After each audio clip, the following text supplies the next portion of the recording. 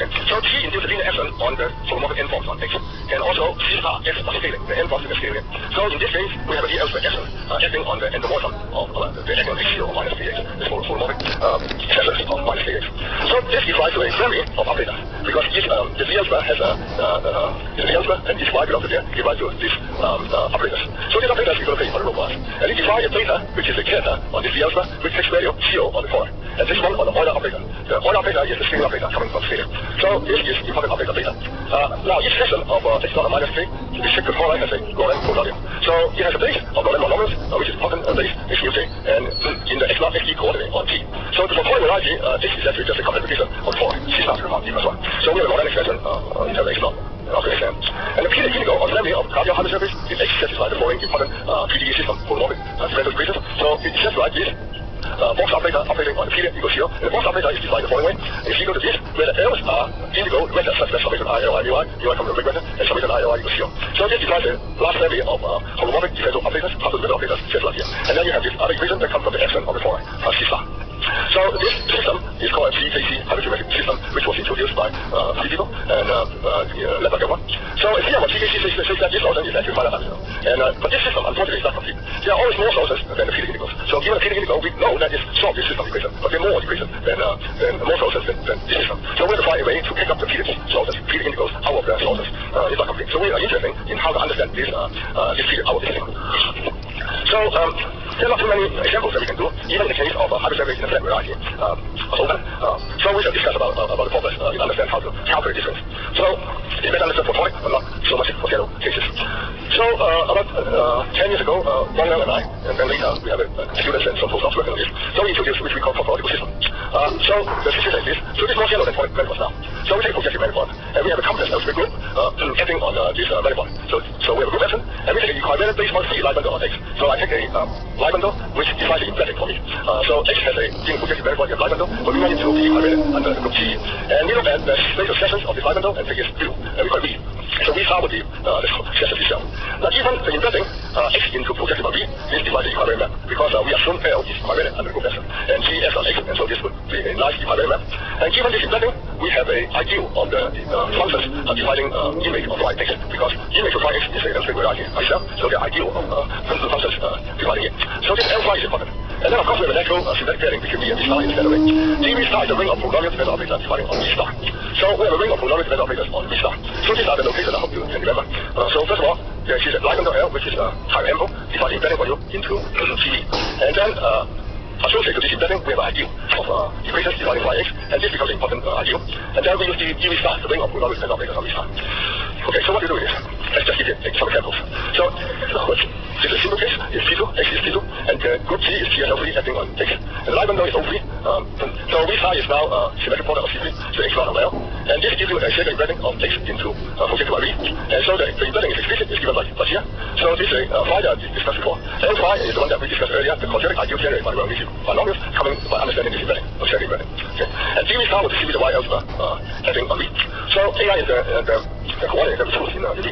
So here's the V algebra map, letting V star into the duration of symmetric V, which is basically the wave transform. Straight mapping V star is just differentiating this way. The linear action induces the V algebra map, which is 55 of Cx. So this is similar to the previous CKC system where we have this Cx. Okay. Now if I choose AI and theta I is due based on V, AI will be based on V and theta will be due, then differentiation with the theta I is based on AI. So that is the location that we shall use. So what we call a topological system is the following thing. It is a left ideal, how X, L, T, beta. So X is a projective manifold, like CGN, L is a lie bundle, like O3, that we just discussed, G is a CGL3, that we just discussed, and beta will be a constant, a complex number. So we look at all the possible polynomial operators that comes from L phi. You know what L phi is. L phi is the ideal dividing the embedding phi X under embedding. And CH are the C operators. Remember we have the C tau, which comes from the four essence plus C star before. Now we just use this G, the V algebra of G. And then we have this Euler operator, which we define to be summation AI ideal, DOG AI plus beta. This whole system, this operator, is a core topological system. So it's a left ideal in DV star generator. So we look in the case, there's only finite number here obvious. This topological system is actually regular polynomial. So finite dimension, the solution space, and the solution rank. So this is a system of ODE and ODE, holomorphic PDE, and the solution space is finite dimension. And the rank is found about by the degree of X sitting PDE in rather general situation. And so we can close and call it out here. For example, power C is musty, and I take form power C is, and the C of all is locally constant C of finite rank. So the Peter integral, we prove that the Peter integral family is actually a solution to this system, this topological system. So T given any compact TC manifold such that minus physics, the n type cannot abandon space on free. Then we prove that it is finite dimensional. In such a topological system. So this is useful to know. And now we also find out that the solution rank. So tau, which we call topological system, has the finite dimensional solution. The rank of the solution actually at any point in our Parameter space actually is the dimension of the complement of the Cartier manifold in the ambient space in the n-dimensional cohomology. So this solution rank can be calculated. This is geometric. You can calculate it by many other very useful situations. The tool uses the method in Ginger to interpret the cohomology of the complement and the DL homology group of certain T module. So this is a calculation, and it is useful. And then immediately afterwards, Wang, Liang, and Zhu Xiwen remove some hypothesis. So she said that if you project a homogeneous T-space, then the solution rank of tau at any point sigma is exactly that, the radius homogeneous T-space. And so this gives rise to an interesting thing. So the rank of the P integral that we are interested in calculating is less than equal to the rank of tau. Tau is the topological system that we know how to calculate, and this bounds the rank of the solution system. Now the question is equality, so rank is actually equal. So we want to say that they're equal. Then in the case of homogeneous space, the topological system is complete, that means they're equal. Even only if the primitive cohomology is equal to 0. That's a consequence of this formula, and the field due to 1 and 2. So, in the case of homogeneous space, we know exactly when it's true, when it's complete. So complete tells you that the solution system is exactly given by the topological system. And so there are special cases which can be compute, and the system is complete in cases of projective space in particular. And some of this was conjectured by us many years ago, 10 years ago. Anyway, so this we call geometric rank formula. And now there's an algebraic rank formula which we developed so that it can be computed by using algebra. Then this was developed about 4 years ago when Stanley Brown was visiting us in Tsinghua University. And there's also rank of tau. This is the topological system that I mentioned. At any point sigma is this dimension. So this is more algebraic. So the ring, the whole ring is there of an canonical ring. And in the case of PMI one, you can write down and very explicitly in terms of all this space. So you can compute it. And this is useful. So this formula is interesting when the solution rank of tau is exactly 1. Because that is related to the large complex structure limit, which is interesting for geometry. So in that case, we know there has to be one regular solution. And so this does not imply it must be a large complex structure limit, but it's a necessary condition. And so we can use this as criteria to look into that. For example, in the Gaussian, there are 2 planes sitting in S-space. We have some candidates that we know how to go. And there you can generalize more general C1C, and based on some classical multiplicity trigonometric modules. More recently, Xing Yu, who is a student of mine, we look at multi-solution to the topological system. He gives a very strong constraints on the multi-behavior of this homologic period, and he can provide complete information about the period that we have. So these are interesting that multi-complete. So we have the geometric rank and also the algebraic rank formula, which are useful. And then it turns out there are some interesting questions called chain integral, which we'd like to say a few words about. So if you denote x minus 3d, so the complement of the Cartier, and you take union d to be union of all t linear divisors in x, and you take any relative cycles here. That's why it's called chain. It's a relative cycle. The chain integral turns out to be the analytic solution to the topological system at D. So this integral is interesting. It was studied actually by some physicists before, and so from this we get from this chain we get a map to the space of local for 1,000 of tau and D.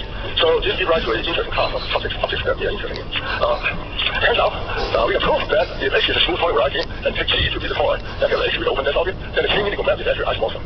So this is good because that gives rise to all the integral, all the sources. So this is based on some rather interesting calculation. In this case, we use the PKC system because we are talking about point variety now. And this was studied by several other people. Before they call it semi-empirics, we call it a little differently. Now, in the case of sigma P is a complete point variety, we take a group to be a Borel subgroup P, then the chain integral map is an isomorphism. So remember, the topological system depends on which group you choose. So in general, it may not be subjective if you associate the dual groups. There could be low, because there could be lower dimensional chain invariance under the group action that can contribute to the solution tau. But in any case, we can generalize it to a more general situation. Now, there's an important type of thing conjecture related to what Candelas and other people did. So this was studied by Hosono and Wang and myself many years ago. So in the point hardware service, there was a construction due to Metref, and you take differential pair of polytopes in Rn, and you construct ranks over them, and then you construct real pairs associated to those, del, sigma, and then the other one. And this, if you take a Krippmann resolution of X, you give a Krippmann resolution of the Cartier hardware surface, and this defines a interesting situation. So first of all, you have regular projective translation calculations. So this defines a corresponding projective resolution for X and X hat, the mirror. And then you look at the Krippmann resolution, and you solve it, you get X2 again. This gives T invariant, twice invariant divisors in X. And you define summation of this DI as a divisor and D0 minus again. And the Cartier manifold would be summation of DI as a divisor. And then look at the set of integral parts in the Morley cone of X tutor. And you can write down the following theorem due to several people. And the rank of the solution of tau CKC, the CKC system, is actually can be calculated by the volume of them. So this is known in the 1990s. Now on the other hand, we actually want to solve it, and we conjecture the following statement. We take a large radius limit where A is large, and you take dx on the large define it in the following way. This map, we call it B series. So this generalized the concept of the hypergeometric series extension, except we replace those numbers by the devices in this way. So this forms an interesting formal power series that comes up, and this we prove that a long time ago, the Slaughter space of the periods is a solution of this system, the GKC system related to this. The period indigo, we conjecture to be precise, to be exactly generated by the functional component or the cup product of this DEX that I just defined, by cup product with Y filter. So this is a conjecture we make, and this was proved in only some special cases so far, and the general case is still unknown. So in particular, it's proved by Bonel and Zhu 2 years ago in the case of G4. So where in that case, D is actually just the well-known formula written by Candelas and his friends, and so this reproduced the formula of Candelas. But the point is that you want to prove that, yes, exactly, from the GKC system, you can prove this exactly. Now, already in the case of the X taking to the meter, the printing is already very clear, so it's not easy to prove. So the difficulties come out from the fact that there are many different clip-on resolutions of X, and it involves rather complicated combinatorial choices, and most of these clip-on resolutions are not found available. That is cause problem. And so there are some ideas which I was written in this transparency, but I don't think I have time to go through that, so let me not go into discussion of how to prove that here. So the second application of the Riemann Hilbert problem that we're talking about is to understand monotony invariant differential zero loci. So we need to understand the monotony also, besides solving equations. So in the universal, let's say take a final G variety, the final number orbits, and we consider P the index C that we just discussed, which is important, as I said. And we assume the topological system is complete, so we solve exactly the P the integral. Then we are interested in some varieties of B, which are invariant under monotony. And we fix the differential, we do it by looking at the following thing. We fix the differential operators in dV which is homogeneous under the group G M in the acting on D hand. We want to describe the field set cut by the local system, which we call del pi omega. So what are they? These are exactly the right side here, the element in the parameter space, so that differential operator of the acting on the P integral is equal to 0 at that point. So this is a function defined on the parameter space. This should be vanishing here. So we're looking at the vanishing points, the field set cut out by the local system. So this is a question actually of study by many people. It's a field set of classical hypergeometric constants, and it begins by study by many people. And so we consider projectivity and delta, and look at its closure in the projectivity end. Well, this turns out to be an interesting thing to do, and take an operator there, which is homogeneous under this action. Then it turns out the closure is actually an interesting variety which we can compute sometimes. So we conjecture that if delta is homogeneous under Cn with order at least 1, then the field set is not vanishing. And this can be looked at in some special cases. So these are monotony invariant varieties. And for example, taking equal to P1 in that case turns out this is trivial, but in the field give not trivial answers. It turns out in that case the projective closure is actually equivalent with G. But let me put it a bit more interesting statement. So basically we can understand the question in the following way. I want to understand the zero locus of the vanishing of the differentiation. So D belongs to it. We want to characterize it. It turns out to be characterized by some L3 formula. So I don't want to go into great detail. This C is the differential operator obtained by the C essence, and this R is the ring that we discussed earlier in the formula with Stennerbrock and others. And so we can compute the B in terms of some linear algebra, it turns out. So this can be proved to be true, and this gives us some interesting statements which I just want to say two words about. So this very special case is this is the elliptic curve and formula for the periods, and it says about this. If I rewrite this change variable to look at the omega, look at that in our formulation, then we use a D naught of P9. You remember we have a different way to write the D. We have this DI comes in there, and J will be just this function. And the classical elliptic curve will be just this cubic curve, and the C2, C3 will be sitting in the parameter space A, invariant under CCL3. And under the space change in this way, so it's a given change from BI to J. The for phi J, the solution is actually represented in this form. Okay, phi J is represented in this form. So instead of B variable now. Now the formula that I wrote down earlier can compute the numerical most of the thing. And it tells you the following thing. If I take a deformation operator, and it will differentiate this formula to be equal to 0, if and only if D satisfies this algebraic equation, which can be computed if I write down the coordinate carefully. So this is gives rise to a way to calculate where the points who are zeros of the differential operators. Okay, now I want to skip to a different with density, we are discussing last years. So these are two-dimensional ADE singularities generalized to more general situation. And so in this series problem, we understand the three-dimensional analog to the ADE singularity. So use it to study superconformal field theory for typical equal form. The major thing we try to understand is to introduce differential geometry to understand this problem. So let me explain briefly. So there's given a canonical singularity, which can be defined in the following way, given any first one is a Cartier divisor, if the Kx is Q Cartier, and also says about this problem, property whenever you solve the singularity, the canonical says about this with AI bigger than equal to 0. So that's called canonical singularity. If AI is strictly positive, it's called canonical singularity. So AD singularity in two dimensions was classified, and you see here, and it was used by many people, of course.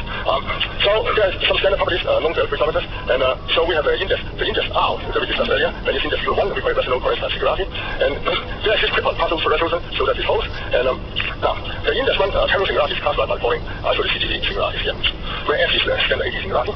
So the complete classification of 3D canonical singularity alone in some cases, but the most interesting in this last case. So these are population homogeneous hypersurface singularity, set singularity scaling law, where summation Qi is significant one. So it turns out this kind of singularity can be used to study several 4-dimensional n equals 2 superconformal field theory and even 5-dimensional n equals 1 superconformal field theory. So we are focusing on the concern rates from superconformal invariance and the description of quantum moduli space. Yeah. So this is the basic test of about n equals 2 superconformal field theory. 4D dimension, it has a SO24, cos S2, cos U1 symmetrical. And so it has also the Coulomb branch, which says all these properties. Now, we learned from this paper, Shepley and Barber, and so 4D n equals 2 superconformal field theory, you can put down type 2B string theory on the following background. Where X is a free-form isolated canonical singularity with several constraints. Then we X and B is precise, so it's a U1 symmetry, U1 symmetry. And there's a universal deformation of singularity, set like this. And so there's also a Cordillera standard map, characterizing infinitesimal deformation, and we can read the Coulomb branch spectrum from here. So the universal deformation of a hypersurface singularity has this type, where F is original hypersurface, and you deform it by using this Jacobian elsewhere. So these are the gradient of the F. Well, it has several, when you go to 5D, and you have less than 5D. Now, so there's chiral operators which form a chiral ring. And you want to go S on these operators. The moduli space can read from the chiral ring. So type 2B string theory on the following background is interesting for us. So we get DB based on the tip of X. We need impose several conditions on X. First of all, there's a effective C star on X. And then the major thing we study here is that we introduce the concept of K stable on the chiral ring here. So K stability is interpreted as the stability of the chiral ring of field theory. So we define the stability making use of the analog with the geometry that we encounter in understand X, which provide an interesting geometric motivation for studying stability of the chiral ring. So it was argued that the superconformal field theory is due to type 2B string theory on the background, where K is defined as 5-dimensional ring of X, and K admits a Savart answer metric. So the link, the column over this is a K is a nice, interesting thing, because the column over K is actually Cartier. And in this case, the stability of the chiral ring that here in superconformal field theory is equivalent to the existence of Savart answer metric on this link. So or equivalent to the existence, which is the Coulomb line metric defined here. So that's our motivation. So the existence of the Savart answer metric, or the Richardson metric on this total space is the stability question. So in fact, existence of the Coulomb line metric was contested by me a long time ago, 30 some years ago, to be equivalent to stability. And so God is making more precisely and introducing the notion of K stability. And so we can just say a few words about it. So given a polarized ring, which has a U1 light symmetry, then K stability has several ingredients. Some of them were fundamentally studied by these two authors. So Christian Collins has been working with me in the last few years, so I learned from him about all these developments. So first of all, you take a test configuration. It's similar to true stability in programmable bundles. When using one parameter family data acting on X on this space, then you take that thing is a new ring, X naught. So this will be a candidate chiral ring of the superconformal field theory. We define a partial invariant associated whole ring, and we say X naught is stable, it's not stable. If F is less than equal to 0 for X naught, X naught. This needs a little bit more explanation, but roughly speaking, we copy the whole ring from the situation in geometry, dependent geometry.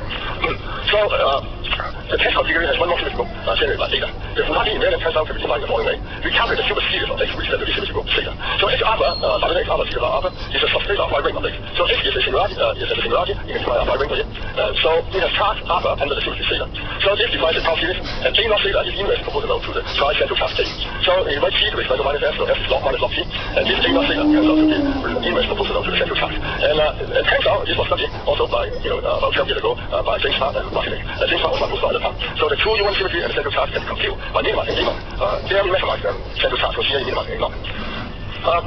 So one can similarly consider Hilbert series for X naught with respect to this one parameter family symmetries, and we can define the A naught. So we have a similar Fibonacci invariant defined this way, and then this turns out this simple looking Fibonacci invariant, although it looks different, but it's the same as one defined by Feddersen in the case of symmetric situation. So that turns out to be very compatible in every way. So that's pretty good. The Fibonacci invariant actually turns out, look like it carefully, it turns out to have these pictures. So this destabilizing configuration gives less A naught and therefore more central charges. So K stable is then interpreted generalized, the A maximization. We studied that with James Hart and Martin. And this gives rise, this new ingredient is that one has to consider family chiral rings to do a maximization. So this gives rise to some geometric understanding of the superconformal field theory that comes up. Now there are more detailed explanation to all this, but let me not do that. Just stop here. Okay. Thank you.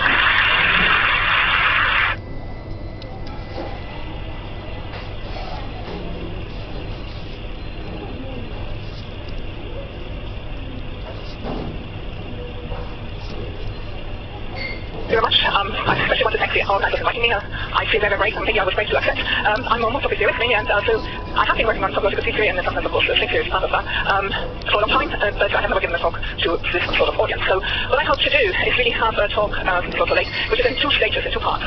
The first part is going to be quite gentle, nearly a review of and an overview of topological methods, homotopy theoretic methods in TQ-C.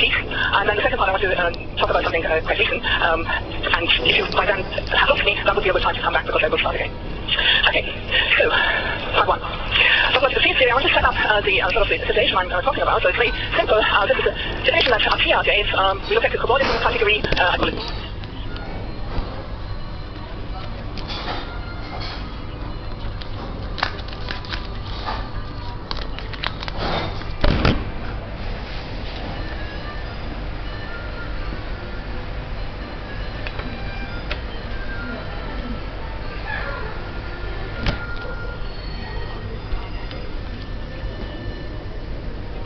modeling out, and I take a representative for one element in the diffeomorphism class. Then we model out all the diffeomorphisms relative to the boundary.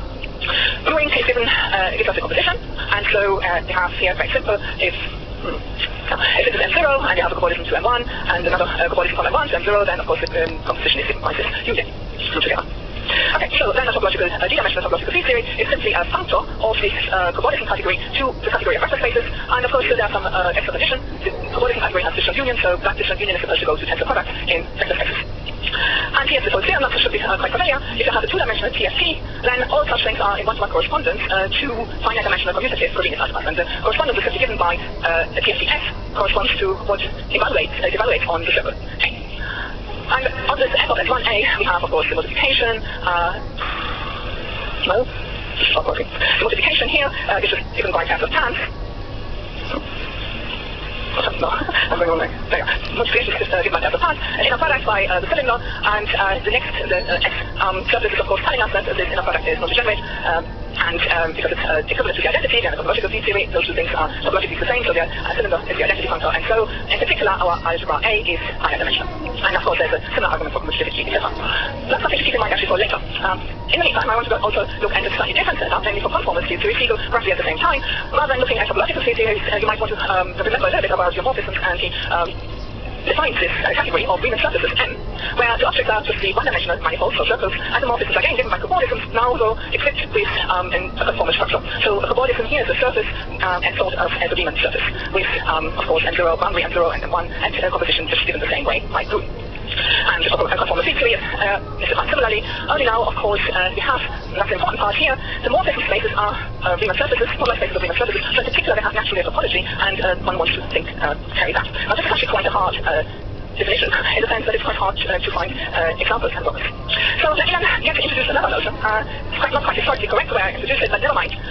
Topological field theories were considered, of course, in order to, reasonable by us here, in order to get invariants of manifolds, but the information why this should be right, or would be helpful, was that TFT should be local, so locality is a very important thing, and so let me actually use my hands rather than doing anything else. Before, you took a whole manifold, closed manifold, and cut it in this way, one way, along the x-axis, but now you can also, there's no reason why you can't also cut it along the y-axis. So not just cutting like this, but also cutting like that. And if you do that, of course, then surfaces, the intersection points, the cut points, come down to a zero-dimensional manifold.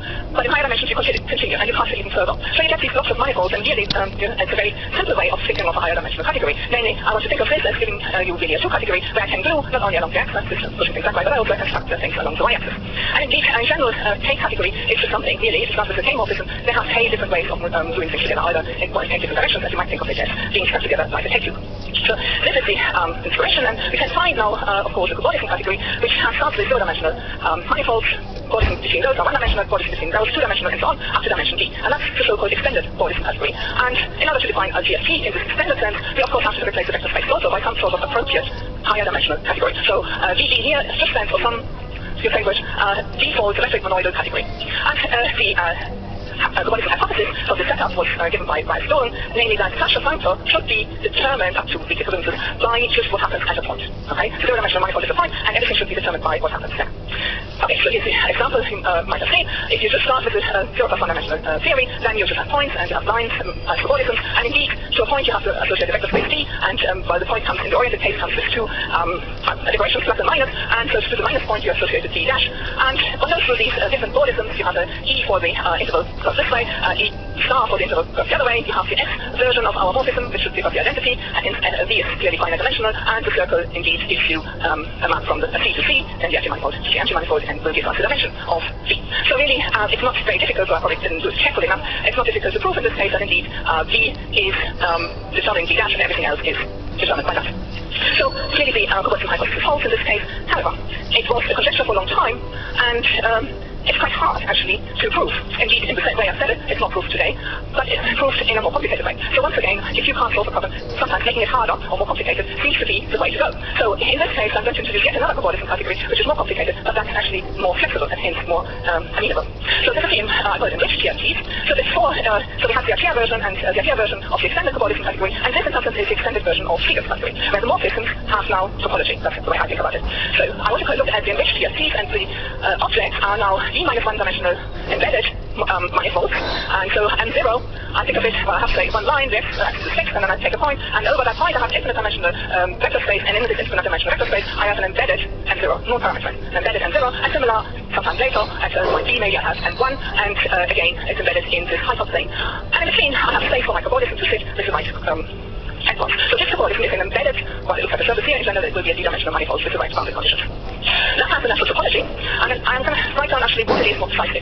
So the homotopy type of the space of morphism. So in my Bordism category D, I have objects M0 and M1, and I think of them, as I said before, which at some point you can take it as 0 and as 1 if you like. And then I'm going to look at the digital union of all these cobordism types, all W's, and they're going to be embedded, smooth embedded W's into this infinite dimensional space with the right boundary conditions and sitting in between M0 and M1.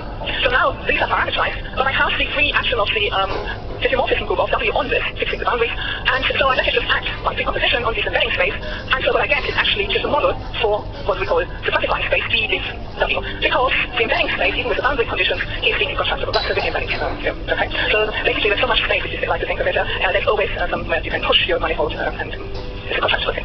Okay, so this is an interesting space in itself, because of course, from a topological point of view, we're interested in the diffeomorphisms of manifolds, so that's a bonus in a way.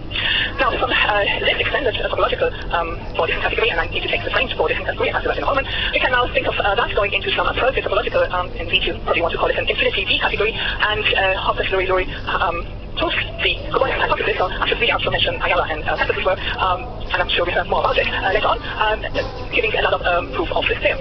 So the theorem, of course, the structure is determined by what happens on a point, and furthermore, the object f of a point, which is an object in VD, is fully dualizable, and any such fully dualizable object is going to give such a factor.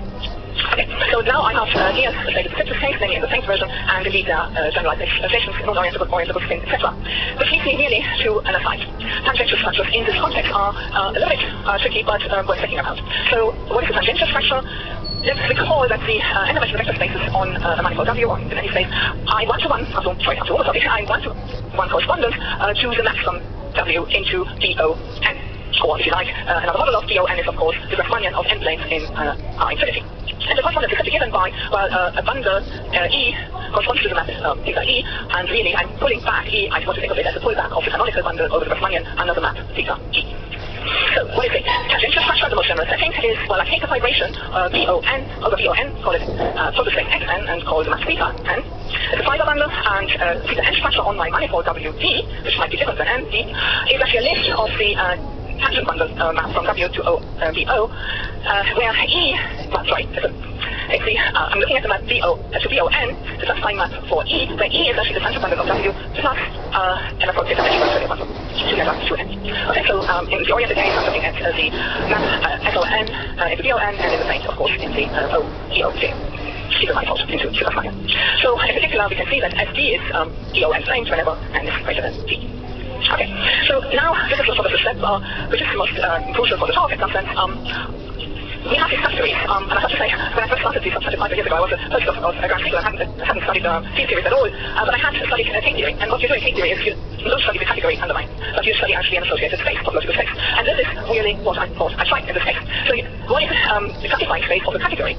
It's very simple. You start with, you give yourself some point by the object, and you give yourself an interval for every map. And then if you have a commutative or opposition from A to B to C, as opposed with C, you give yourself a triangle for any such commuting pair. And so on. So you know that your classifying space, and of course here you identify appropriately the boundary, and that it is also called the Lerp construction, the realization of the Lerp.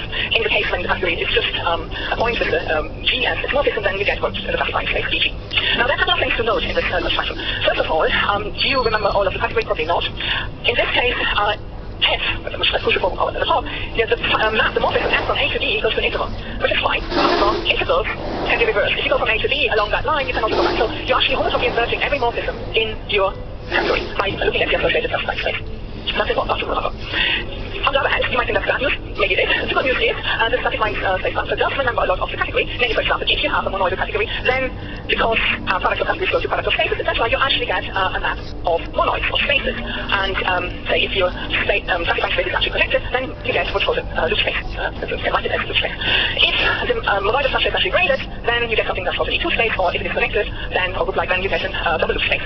And that indeed is if your category is symmetric monoidal, like all our working categories are, then you get an E-infinity space, or when you go complete or look at connected components, you get an E-infinity space. Okay, so now with this sort of setup, I can now actually explain a theorem that we proved some 10 years ago, and it came out of work on the Maxon-Weiss theorem, or the Maxwell conjecture.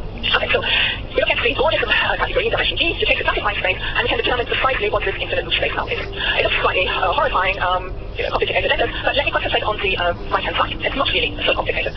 Because what you do is you take, it just works, this is another diagram. You start with the Riemannian manifold of d-dimensional planes in R plus D plus n dimensional Euclidean space, okay? N is equal dimension. Then, of course, that has a universal d-dimensional bundle over it, and instead of looking at this d-dimensional bundle, you look at the orthogonal complex set. Now, that is now an n-dimensional bundle. You take its top space, or one-point compactification, and you get this compact space here, which is the top space. And now you're just taking mass, pointed mass from a d plus n minus 1 sphere into this space, and that's an easy way to make this limit. That's not complicated. Okay.